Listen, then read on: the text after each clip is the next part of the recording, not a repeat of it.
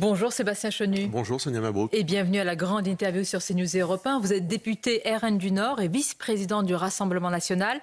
Encore un coup de chaud entre la France et l'Algérie. Alger a donc décidé d'expulser 12 agents de l'ambassade de France. Une riposte à l'arrestation d'un de leurs agents consulaires algériens, soupçonné quand même, je le précise, de faits graves sur le territoire national français, d'avoir enlevé rien que ça un opposant au régime. Jean-Noël Barrot, qui plaidait l'apaisement, promet une riposte désormais. Comment vous qualifiez ce qui est en train de se passer ? Une entourloupe, une façon, encore une fois, pour l'État algérien de nous marcher dessus. En réalité, ces barbouzeries, ces opérations sur notre sol qui visent à traquer des militants qui sont hostiles au pouvoir algérien sont autant de mauvaises manières faites à la France et qui montrent que l'Algérie nous mène par le bout du nez. Voilà ce que je pense. Jean-Noël Barrot peut aller s'aplatir toutes les semaines en Algérie, peut parler de riposte graduée. Bruno Retailleau peut faire des moulinets, des bras. L'Algérie nous mène par le bout du nez. Boualem Sansal est toujours emprisonné. Les OQTF ne sont toujours pas renvoyés. Et nous avons une augmentation du nombre de visas algériens de 91%. Donc l'Algérie se moque de nous. Je voudrais préciser, c'est une affaire grave que les agents de l'ambassade de France, ce sont des agents, ceux qui sont visés de l'intérieur. Donc beaucoup y voient une attaque directe et ciblant justement le ministre de l'Intérieur, Bruno Retailleau. Rappelons-le quand même, Sébastien Chenu, qui n'a cessé de plaider pour la manière forte et le bras de fer engagé. D'accord, mais je vous le rappelais aussi, les visas ont explosé pour l'Algérie et Bruno Retailleau, même si je peux lui donner le crédit de vouloir faire bouger les lignes, en réalité est coincé dans un gouvernement qui n'en a aucune volonté. Jean-Noël Barrot, qui est sur le domaine dit réservé du chef de l'État, les affaires étrangères, nous le montre bien. Le président de la République ne veut aucunement renégocier les accords de 68. D'ailleurs, vous voyez bien qu'on ne nous parle plus des accords de 68, on nous parle des accords de 94 qui ont amendé, c'est-à-dire sur le travail et la main-d'œuvre, qui ont amendé ces fameux accords de 68, et que tout ça, c'est fini. Donc Bruno Retailleau devrait aussi en tirer les conséquences. Il n'y aura pas de remise en question des accords de 68. L'Algérie nous mène par le bout du nez. On n'est pas là de revoir Boualem Sansal rentrer sur le territoire français. Le ministre de l'Intérieur, Sébastien Chenu, qui affirme par ailleurs que la lutte contre l'antisémitisme est implacable, alors qu'il y a eu un nouvel acte antisémite à Villeurbanne où un homme a été agressé et filmé car il portait une étoile de David. Le plaignant a précisé que les deux agresseurs se serait revendiqué appartenir à un mouvement d'ultra-gauche, tandis que Pessa, la fête juive, a démarré samedi. Est-ce que vous estimez que cette lutte est vraiment implacable au niveau de l'État, comme le dit le ministre, mais aussi de la justice ? Mais si elle était implacable, il n'y aurait peut-être pas ces résultats qu'on voit. C'est-à-dire, depuis le 7 octobre, c'est 600 actes antisémites aujourd'hui dans notre pays qui sont commis par an, quand il y en avait 150, ce qui était déjà évidemment scandaleux. C'est peut-être lié au contexte davantage qu'à l'action de l'État, quand même. C'est lié au contexte, mais pas seulement.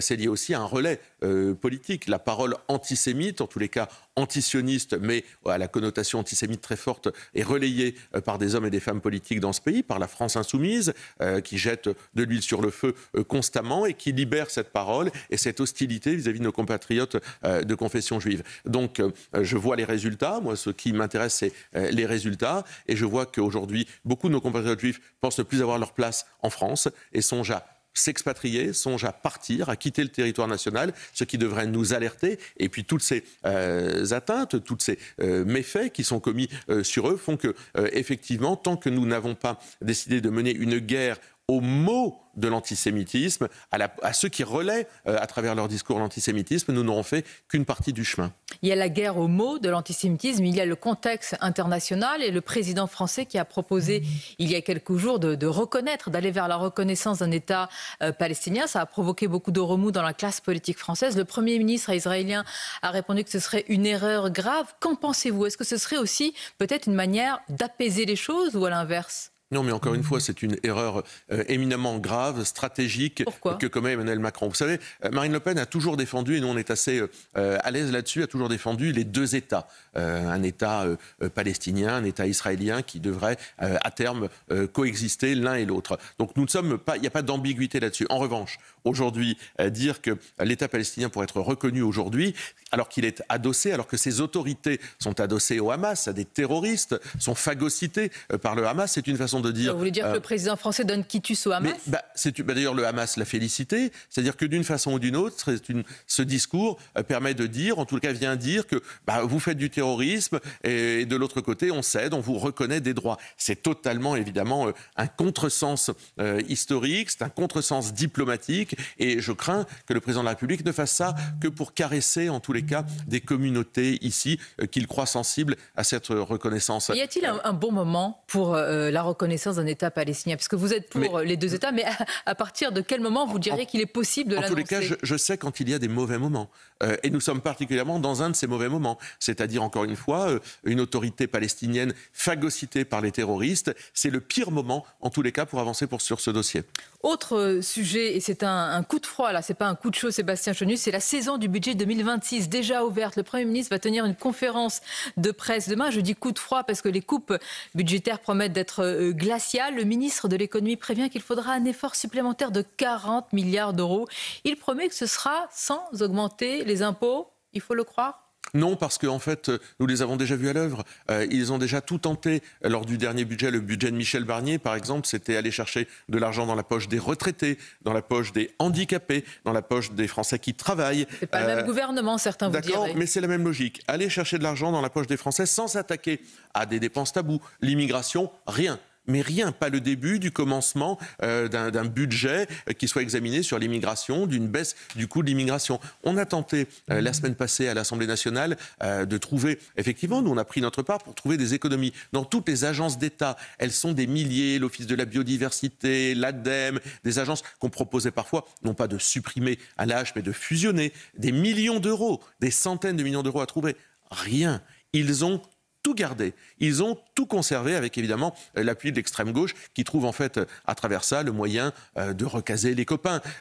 En réalité, nous n'avons pas face à nous des gens qui veulent voir la réalité et la prendre à bras le corps. Ils ont ruiné le pays et aujourd'hui ils ne savent plus comment faire. La baisse de la contribution à l'Union européenne, tiens, voilà une bonne idée aussi qu'on pourrait mettre dans le débat public. Vous croyez que tout cela, rien de tout cela ne sera évoqué demain lors de la conférence de presse de François Bayrou? Mais si je comprends bien, si c'est la même logique, alors les mêmes effets vont produire les mêmes conséquences. Absolument. Vous avez entièrement raison.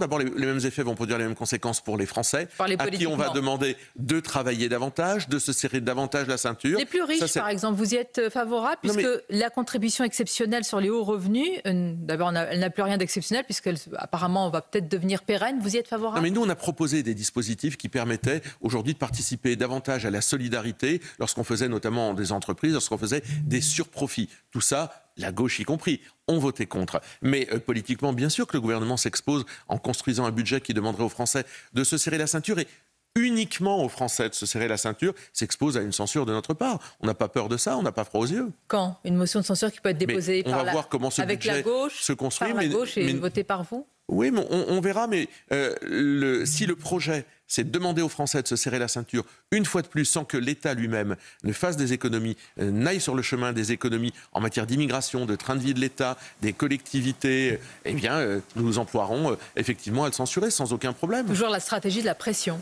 Mais ce n'est pas une pression puisqu'on dit les choses. Vous savez, et on fait des propositions. On a fait des propositions. On en a fait toute la semaine dernière des propositions. Ce gouvernement est sourd, aveugle et ruine le pays. Que voulez-vous que je vous dise? Ce sont des aveugles qui guident des aveugles. Ça, c'est dans la Bible. Et si je cite dans le texte Sébastien Chenu, ça donne quoi? Tu ruines? Tu ruines, tu dégages. Donc, c'est motion de censure. Si je comprends bien, oui, si je suis votre logique. Oui, mais si vous voulez, je pense que ce sont les électeurs qui leur diront de dégager lorsqu'ils reprendront la parole, raison pour laquelle nous pensons qu'il faut donner de la stabilité au pays à travers des élections législatives dès qu'elles seront possibles.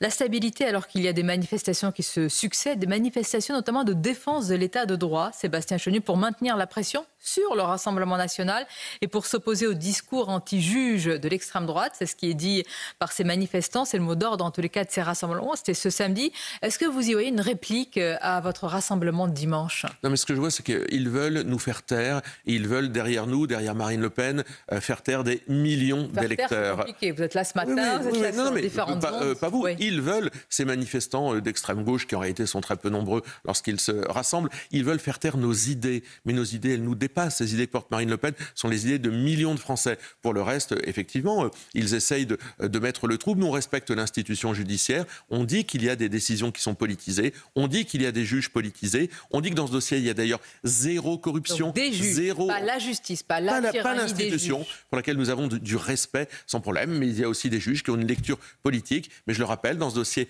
zéro corruption, zéro emploi fictif, zéro argent dans les poches des dirigeants du Rassemblement national. Nous contestons tout ça parce que c'est infamant. D'accord, non mais vous rappelez ce qui n'est pas, je rappelle ce qui quand même a été... le détournement d'argent public, en général, c'est l'incrimination qui est un peu la clé pour salir les hommes politiques. Édouard Philippe, Sébastien Lecornu sont aussi poursuivis pour détournement d'argent public. Et en réalité, tout ça, à la fin, se termine en général en eau de boudin, si vous me permettez l'expression. Vous allez attendre l'appel sans préjugés. Nous nous battons parce que nous contestons cette décision, parce qu'elle est éminemment politique et parce que derrière, c'est la volonté d'empêcher Marine Le Pen de rencontrer les Français. Mais les manifestations vont se poursuivre. Le préfet de police de Paris a saisi la justice, Sébastien Chenier, après un message sur X de l'assistant parlementaire de la députée LFI, Ercilia Soudé. Ce dernier appelle clairement des débordements le 1er mai.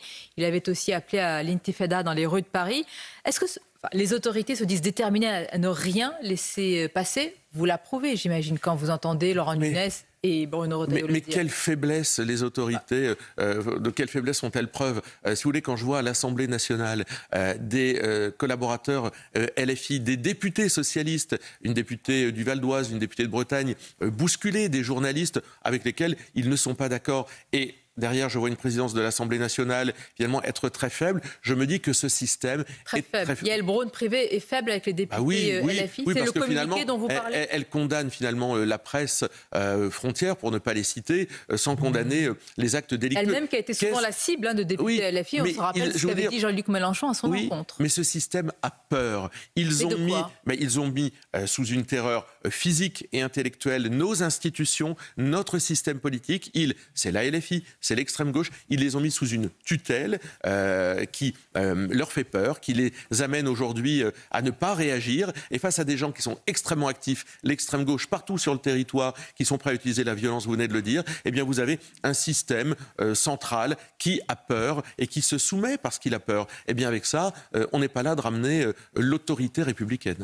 La peur, est-ce que vous vivez avec la peur jusqu'à l'appel justement, parce que c'est quand même une épée de Damoclès sur la tête du Rassemblement national et de sa patronne Marine Le Pen. Dans ce contexte, dans l'enquête du Point, c'est le baromètre Cluster 17, Jordan Bardella continue de s'envoler dans les sondages. Il est en train de s'imposer naturellement.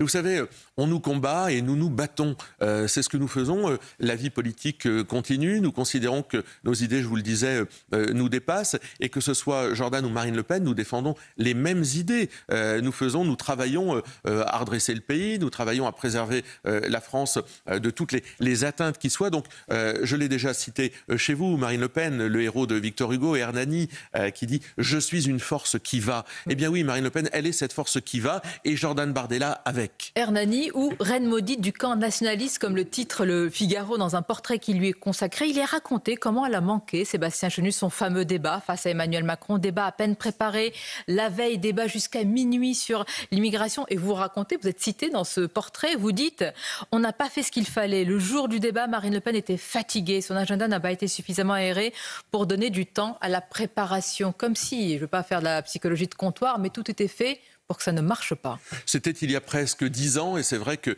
l'arrivée au second tour de nos idées portées par Marine Le Pen était à l'époque assez inattendue et peut-être qu'on avait, nous les équipes, sous-estimé la portée de la préparation d'un tel débat. Aujourd'hui, Marine Le Pen depuis a débattu avec Emmanuel Macron. Elle a débattu en 2022 et je crois qu'elle a montré l'étendue de ses capacités. Aujourd'hui, Marine Le Pen est probablement le leader politique le mieux préparé à aller à l'Élysée, celle qui a une vision construite, une offre politique très différente et elle porte un espoir, ce qui n'a jamais été le cas auparavant. Marine Le Pen, elle a porté une contestation, elle a porté une idée sur le souverainisme, etc. Elle continue à les porter, mais elle porte aujourd'hui l'espoir de millions de Français, l'espoir que ça aille mieux. Et on ne gagne pas une présidentielle sans porter, sans incarner un espoir. Cette fois-ci, vous allez devoir quand même envisager ce scénario. Vous vous rangerez naturellement, logiquement, normalement derrière Jordan Bardella. Mais aujourd'hui, on n'en est pas là. Nous avons une année pour faire valoir, effectivement. Vous allez comme en première instance ne pas imaginer le Non, mais rassurez-vous, on a de la ressource, on en a sous le pied